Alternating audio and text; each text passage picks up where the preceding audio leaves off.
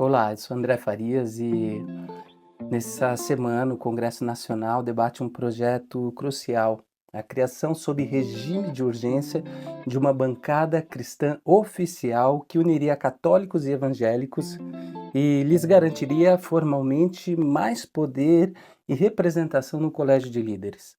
Essa votação coloca a democracia no centro da reflexão do debate público brasileiro.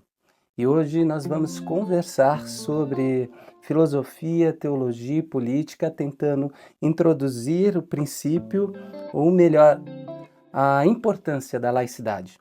Afinal, qual é o verdadeiro papel da fé e da religião na política de um país laico? A busca por uma nação cristã não seria um caminho mais curto para um totalitarismo? Nós estamos prestes a ver a fé se tornar uma ferramenta de poder ou um instrumento de serviço.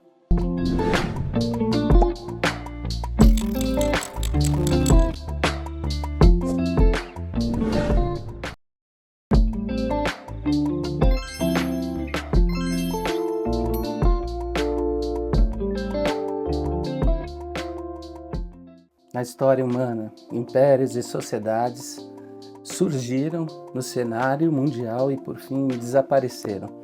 Essa fragilidade, essa finitude é inerente à condição humana, a tudo aquilo que construímos, desde as grandes pirâmides no Egito até a mais moderna das democracias. Hannah Arendt diz que a política é, no fundo, uma tentativa heróica de introduzir um mínimo de invulnerabilidade naquilo que é vulnerável. E nesse cenário de fragilidade, a democracia ela se destaca. Ao contrário de um regime autoritário que se determina pela força e pela rigidez, a democracia não se impõe. Ela é um sistema delicado que exige participação, vigilância e, acima de tudo, respeito às suas próprias regras. Mas antes de tudo, eu preciso dizer que a minha fala de hoje parte de um ponto de vista de um teólogo cristão. E como tal, eu gostaria de lembrar de uma fronteira vital existente no cristianismo.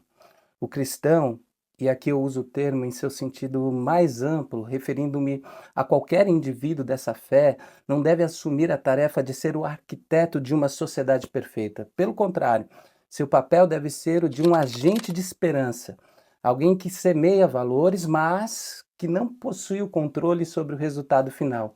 Alguém que não busca o poder para governar a totalidade. Nós semeamos na sociedade aquilo que recebemos na fé, mas a maneira como essa semente se desenvolve não depende da nossa força política. E é nesse ponto que reside um cuidado fundamental e um alerta histórico que jamais podemos nos esquecer, pois a história demonstrou que a utopia religiosa pode também ser a mãe de todas as ditaduras. Quando a religião, através do poder político, buscou construir sociedades perfeitas e politicamente purificadas pela fé de uma única religião, ela deu origem às piores abominações, cruzadas, inquisições, regimes teocráticos modernos. O ideal de uma sociedade sob o domínio exclusivo de uma determinada fé ou religião é, em sua essência, totalitário.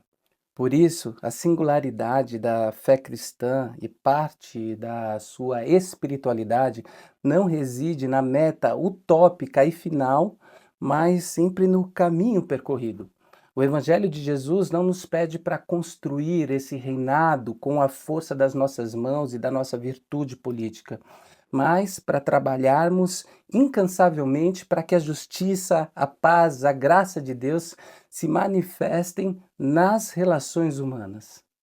Se a fragilidade da política e o perigo da utopia são coisas com as quais devemos nos preocupar, a laicidade é o princípio constitucional que nos permite navegar entre elas, especialmente em um sistema tão complexo como a democracia parlamentar representativa brasileira. É claro que precisamos entender, nosso sistema não é uma democracia direta onde o povo governa todos os dias, mas um sistema de delegação. Nós elegemos aqueles que governarão para todo o povo. E aqui entra a importância da laicidade. Mas esse termo laicidade, ele exige uma exploração cuidadosa da sua etimologia, da sua origem. A palavra laicidade deriva do latim laicus, que nos remete a leigo, que por sua vez, essa palavra latina se origina do grego laicos, que vem de laos, que quer dizer simplesmente povo ou gente do povo. Então, para a gente entender o nosso sistema em Brasília, há uma distinção fundamental que precisa estar clara. A diferença entre os termos demos, de democracia, e laos, de laicidade. Na Grécia Antiga, essa distinção já carregava nuances políticas importantes. O laos, o povo em sua pluralidade, significava a coletividade humana em geral. O povo como massa, nação. É a totalidade de cidadãos e não cidadãos com todas as suas crenças e culturas. No Brasil, o Laos é a nossa população plural, católicos, evangélicos, ubandistas, ateus, agnósticos, muçulmanos, judeus e todos os demais. É o povo que vai às urnas. E o demos? Originalmente, o demos em Atenas significava distrito, que evoluiu para designar o corpo político de cidadãos com plenos direitos políticos. Então vejam, é preciso notar que o demos ateniense excluía, por exemplo, mulheres, estrangeiros, que eram os metecos, escravizados, crianças, embora todos fizessem parte do laos. O demos é então o povo com voz de poder. No Brasil, o demos é o que está em Brasília, os deputados, os senadores, os representantes escolhidos pelo Laos e que são estes que detêm o poder legal de tomar decisões. Então vejam, o demos é o governo dos representantes e não o governo direto do povo, do Laos. E a laicidade surge então para um propósito muito claro: garantir que o poder político, o demos, ou seja, o Congresso, o Palácio do Planalto, o Judiciário, não seja capturado por um único grupo, por uma única religião. O propósito da laicidade não é, então, calar a voz da fé dos indivíduos, do Laos, mas garantir que a voz política do Estado brasileiro não seja a voz, a regra ou a moral de uma crença particular. O Congresso deve legislar para o Laos plural e não ser um braço de um único segmento do Laos.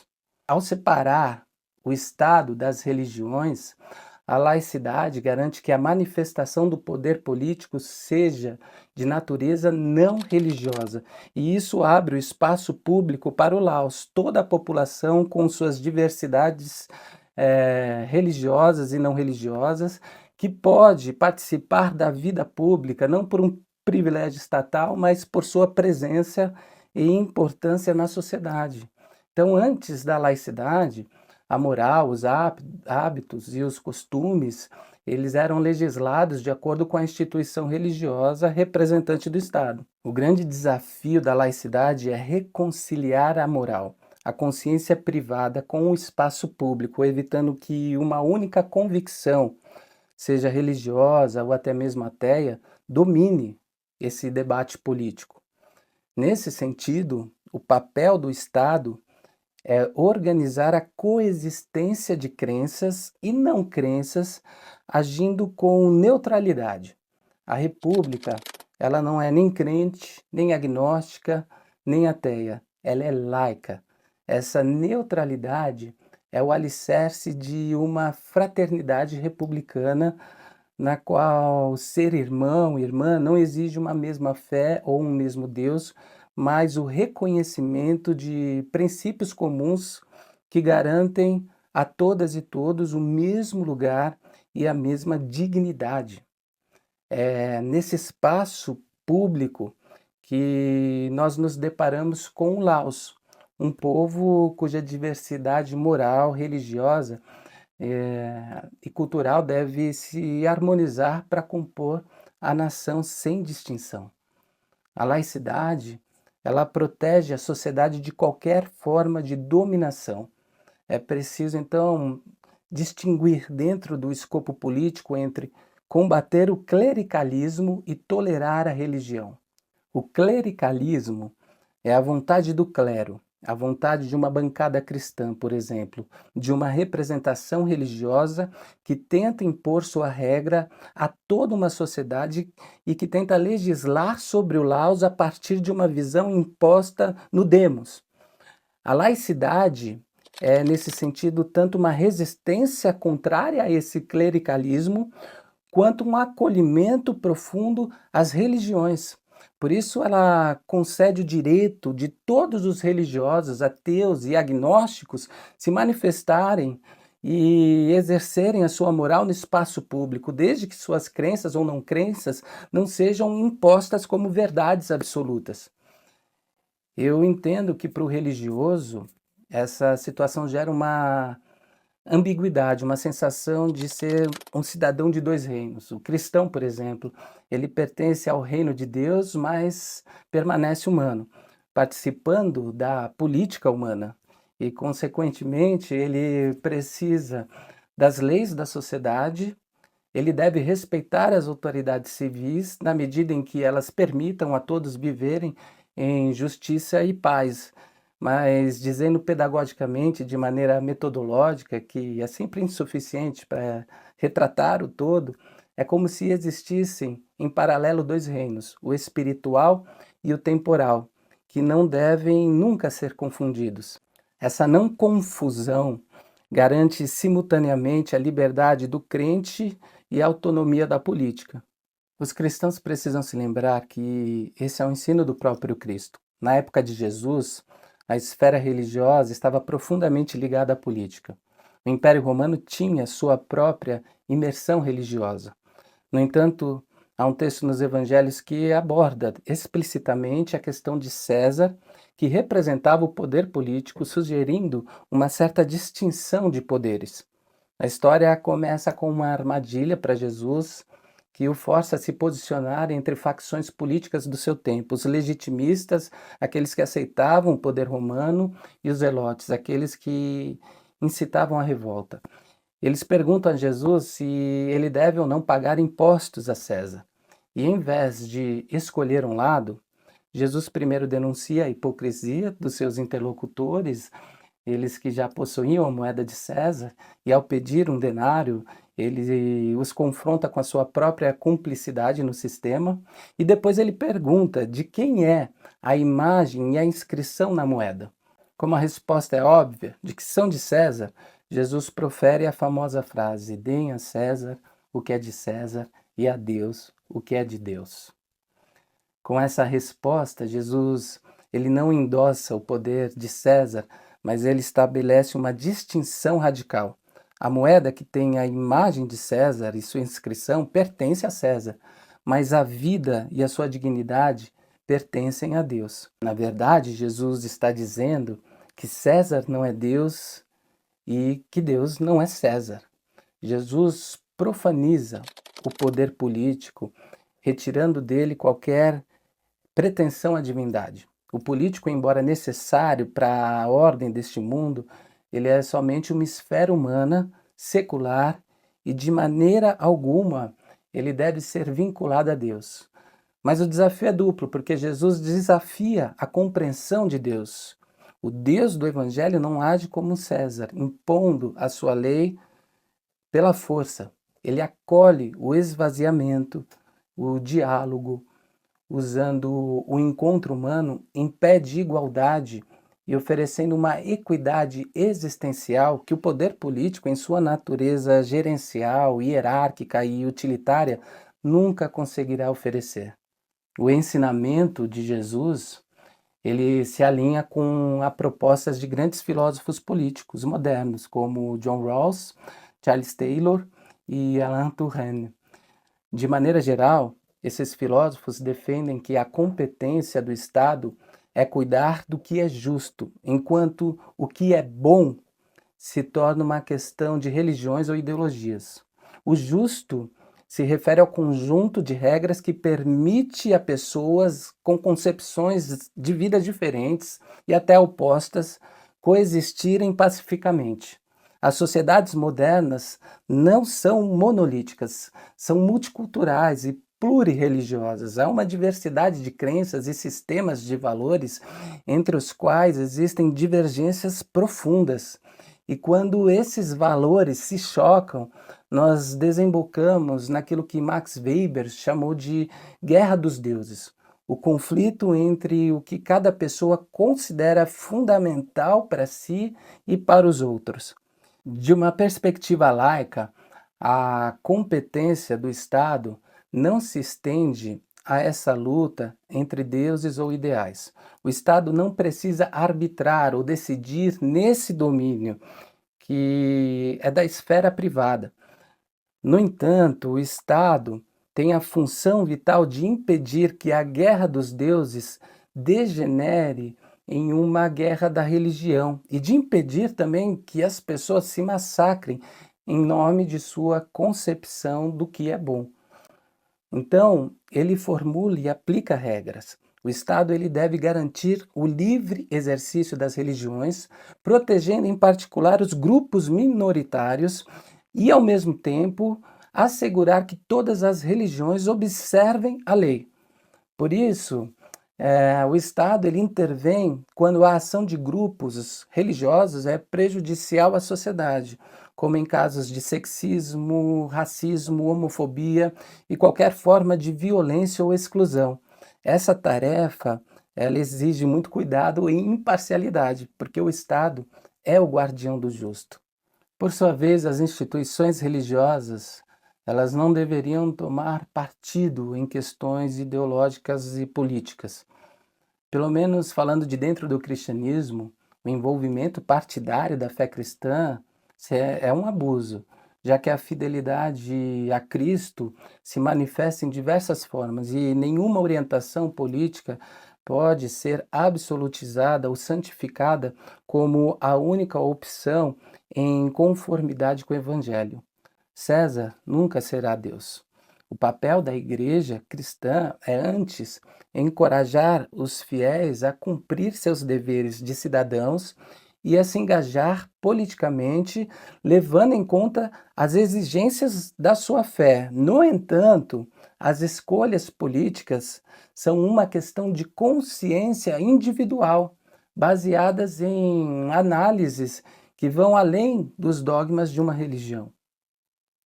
A responsabilidade pessoal do cristão se sobrepõe a qualquer pretensão de uma autoridade doutrinária que queira governar a vida política. Os crentes, eles não devem construir uma nação cristã, mas viver e agir como cristãos em uma sociedade que em si mesma não possui funções religiosas. Por isso eu acredito que seria preferível falar de distinção em vez de separação entre igreja e Estado. Essa dualidade, Deus e César, embora se protejam contra interferências indevidas, ela não pode se ignorar. O objetivo da fé cristã, por meio de suas declarações públicas, não é impor, mas propor, e melhor ainda, expor. Expor suas convicções no duplo sentido do verbo. Apresentá-las, mas também arriscá-las no encontro e no diálogo, no debate com as convicções dos outros e de outras religiões. O filósofo Paul Ricoeur nos lembra que se as religiões quiserem participar de fato do debate público, elas terão que renunciar a todas as formas de poder que não sejam a da palavra desarmada e permitir que a compaixão prevaleça sobre a rigidez doutrinária. A fusão explosiva entre poder político e religião é o oposto da fé. Essa teologia política se manifesta sempre em um fanatismo evidente em bandeiras que, ao usar o nome de Deus como injunção política, revela a substituição de Deus por uma ideologia. E assim Deus é raptado por uma razão idolátrica e passa a ser a justificação de atos políticos que causam, por vezes, humilhação, destruição e violência. É por isso que o teólogo reformado Jacques Ellul, do vídeo que a gente tem aqui no canal, defendia que o cristão deve ser um penitente dissidente. Ele argumentava que cada vez que a causa pela qual se luta chega ao poder, é preciso entrar em oposição. E ele sabia que a escritura pode ser usada para legitimar qualquer posição já existente, evidenciando uma diversidade até contraditória. Ele diz que a Bíblia já foi invocada para legitimar a monarquia, a democracia, o capitalismo, o socialismo, a revolução, o fundamentalismo. O cristianismo, nesse processo, ele se torna, então, um simples meio de legitimação do poder, o que reforça a necessidade de uma vigilância constante.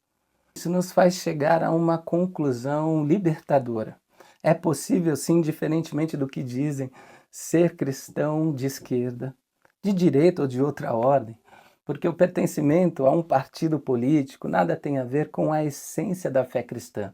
O que realmente importa é que, independentemente da sua orientação política, o cristão demonstra um compromisso especial com a preocupação da fragilidade, defendendo a dignidade humana, os marginalizados, o lugar das mulheres, o acolhimento de imigrantes, a proteção do clima e todas as questões que afetam os mais vulneráveis. Sim, a fé cristã tem um compromisso com os vulneráveis, pois, como disse a filósofa francesa Simone Weil, somos sempre bárbaros com os fracos. É assim que a fé, sem pretender o poder, tem necessariamente uma vocação política. É sua responsabilidade alertar contra perigos e excessos, protestar contra abusos e falhas. Os portadores do bom têm o dever de intervir quando os portadores do justo falham. A fé tem o dever de denunciar o inaceitável. Os portadores do Evangelho de Jesus, por exemplo, não podem abandonar os pobres para sua pobreza, os oprimidos para a opressão, nem Deus para os Césares, que usam o seu nome para expropriar, matar e humilhar. A fé não deve ser, de fato, um partido político, mas deve ser sempre uma voz profética, uma voz que distingue, que liberta e que jamais confunde Deus com o poder humano. E é aqui que o projeto de uma bancada cristã oficial no Congresso Brasileiro se torna objeto de profunda aberração e preocupação. Se o ensinamento de Jesus é a distinção radical entre o que pertence a César e o que pertence a Deus, se a laicidade é a garantia do que o demos não será capturado por uma única fé, a formalização de um bloco de poder religioso com prerrogativas regimentais e assento no colégio de líderes soa como um passo perigoso na direção oposta da representação do Laos. Não é o Evangelho de Jesus que está sendo representado nessa bancada, mas o clericalismo. A fé não precisa de assento no colégio de líderes, ela precisa de assento na mesa dos pobres. A fé não precisa de tempo de fala no plenário, ela precisa de uma palavra desarmada que transforma a realidade, sem o uso do chicote do Estado. O caminho da maturidade, da distinção, da verdadeira liberdade exige que a comunidade de fé resista à tentação do poder. Exige que a igreja seja a voz profética fora das paredes do poder e não mais um braço dele. A sociedade brasileira precisa de mais cristãos comprometidos com o justo e que vivam o bom e menos grupos que tentam fundir esse trono de Deus com gabinetes de deputados.